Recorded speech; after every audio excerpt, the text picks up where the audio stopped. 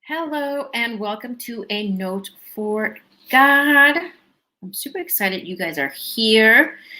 Definitely don't forget to subscribe if you're coming through my video. Definitely subscribe, hit the bell, leave a comment, and give a thumbs up. I always forget to say that part, but that's the most important part. So definitely subscribe. And if you find value, definitely share this video out to somebody else. As you saw the title, I have to look at my notes because then I forget or I go off on a tangent. It is called Sharing Your Christian Values to Your Kids. I see this particular topic a lot in different Facebook groups where moms are asking how do I share this with my kids, or how do I talk about God to my kids, or how do I talk about the Bible to my kids. I'm coming from the perspective of younger children, right? I got saved in 2018. My kids are 5 and 7. So it might be a little bit easier to incorporate my Christian values to my kids, right? Because it's not like they're teenagers and perhaps you became a Christian and they were used to something else, right? So my kids are practically young, right? 5 and 7 now. So that would have made them 3 and 5 when I got saved. So they're basically growing up in the Christian walk with me, right? So one of the easiest thing I found, and for myself too, is to have worship music on all day, every day, in my car, in the house, only worship music, right? And there's so many great music out there, but definitely having worship music. I really don't listen to anything else besides worship music. Funny story. I think I was in Chicago with my kids and I happened to, because I do like country, right? I don't listen to it often, but I do like country. And I had a country station on and both of my kids, Mommy, is that Jesus music? I'm like, no. And they're like, okay, well, so how to change it, right? So your kids get used to listening to worship music, right? So definitely just put worship music. That is really the beginning. In the morning when we wake up and we go into the kitchen, I put the TV on in the living room and that is what they start. My son has a little tablet and he'll I'll put music on for you, and it's worship music. So that's definitely a start, right? To put worship music, just to also, it really sets up the environment of your household, right? Really relaxing, really bringing in the presence of God. So I would definitely do that first. And I will also leave a link in the box description of my playlist, which I love, right? Number 2, very important. And I find this to be more and more important every single day. 2 is teach your children to pray, right? And I think a lot of people get stuck in, man, I can't have them be praying in tongues or all these long prayers, right?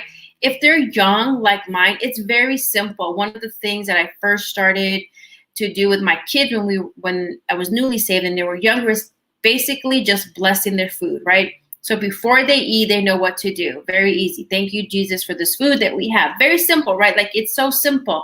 And even though it's simple, it's changing, right? So they definitely pray before their meals and at night. At night, I pray. And there's sometimes I'm super tired and I'm zoning out already.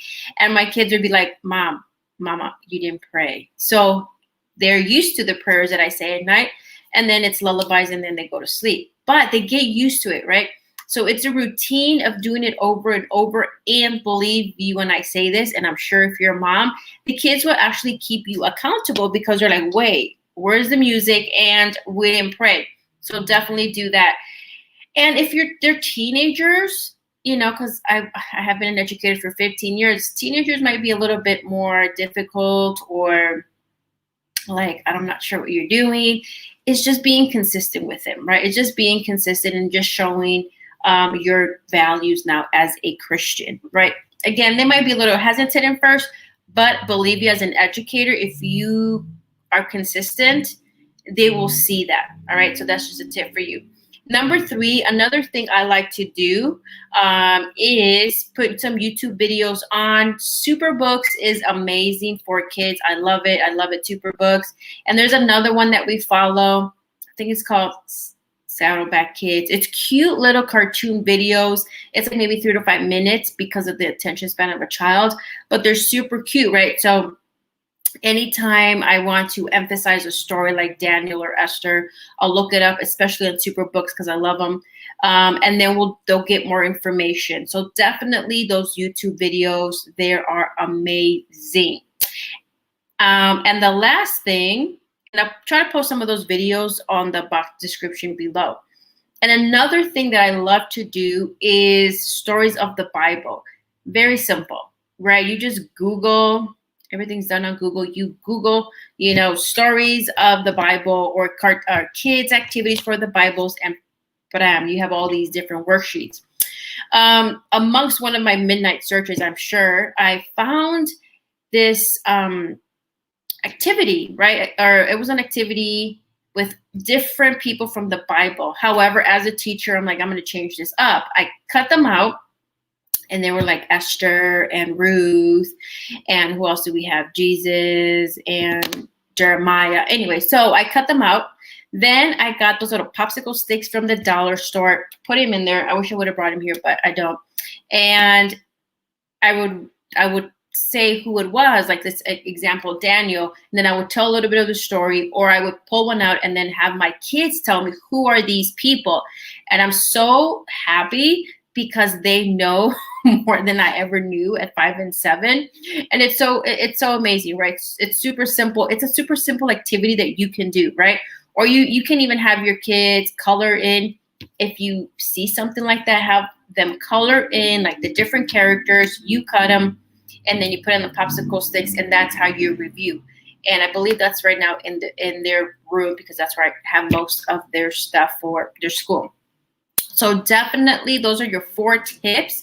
Worship music all the way every day, which I love. Number 2, teach your children how to pray. And the reason I say that is so important is because as adults, when we start to pray, and it might just be me, but I can kind of sense it because I've heard this before. It's like you pray for like 2 minutes and then you're like, that's it. Or you say thank you for the same thing over and over and they're like, you're done, right? So it's essential. So it's so essential to teach our children how to pray longer for 30 seconds. I mean, sometimes you just need a 30-second prayer, but really building that muscle, right? Building that muscle, because we are raising kingdom children, right? They need to lay hands and pray and all that stuff. So little by little, right? And 3 is YouTube videos. I love, like I said, I love, Superbooks is amazing. Saddleback Kids is another one. But definitely just type it in, right? Because we don't have Netflix. We don't really watch TV, but there's certain things I do let them watch on YouTube.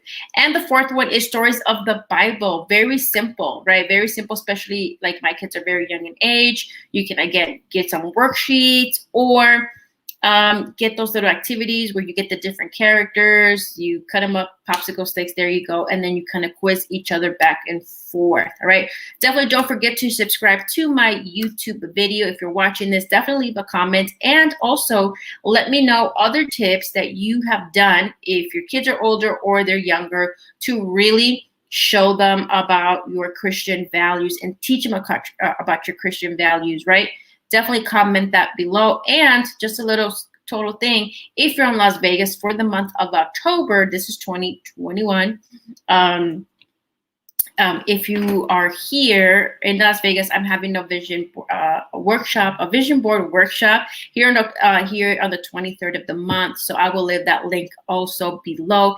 Definitely sign up, because it's going to be amazing. The last 3 months of the year, it is going to be amazing. And we just need to put those goals down on paper in a vision board to definitely execute that. All right. So definitely don't forget to subscribe, and I'll see you in the next one.